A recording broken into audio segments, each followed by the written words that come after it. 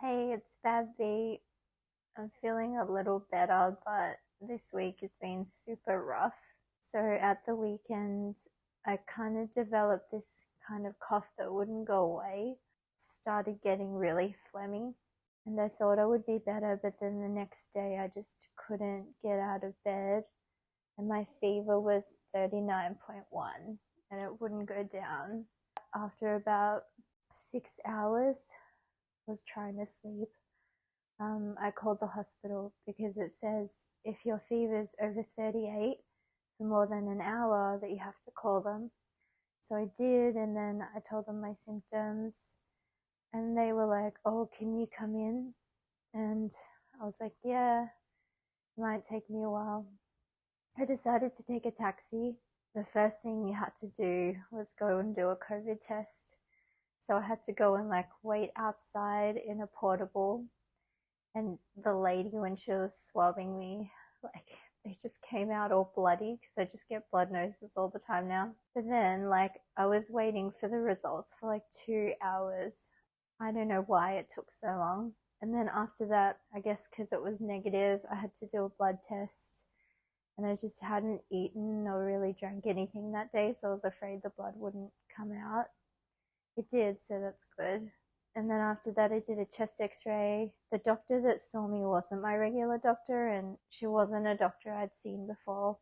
And then she said, none of the tests show anything, so we're going to send you to CT. And I'd gotten to the hospital about 1:30 that day. And it was about 5 o'clock at this time, and I still had to get the CT. I was falling asleep sitting there, and I finally got the CT. Thank God, I just had to lay down. She told me, she's like, "Oh, hygiene," and I was like, "Oh, I don't know that word." So I had to look it up, and yeah, it turns out I have pneumonia. Great. Well, my immune system's down because of the chemo. She prescribed me 3 antibiotics. That's something else to add to the cancer stuff bag. 2 of them came in this bag together. First one's amoxicillin. What are you taking amoxicillin for? So it looks different to the others. And the second one is augmentin. Now, the funny thing about these 2 was that when I was on my way home, I couldn't find a taxi because it was so late, so the hospital was closed and there were no taxis around. When I was on my way home, the pharmacist called me, and she's like, "Have you taken the meds yet?" And I was like, "No." And she's like, "Oh, so you're allergic to penicillin?" I was like, "Yes."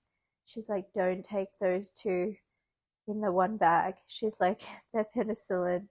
You're allergic. Just don't take them." And she's like, "Yamete kudasai." She's like, "Please don't." Then I got cut down to 1 antibiotic.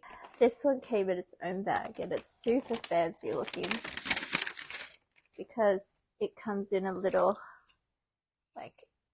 kind of case, and there's only 6 tablets, and you take 2 per day for 3 days after dinner. It's azithromycin, and I think it's meant to help pneumonia, and I googled it, and STDs and stuff, so hopefully that means it's super strong. I've never felt like this before.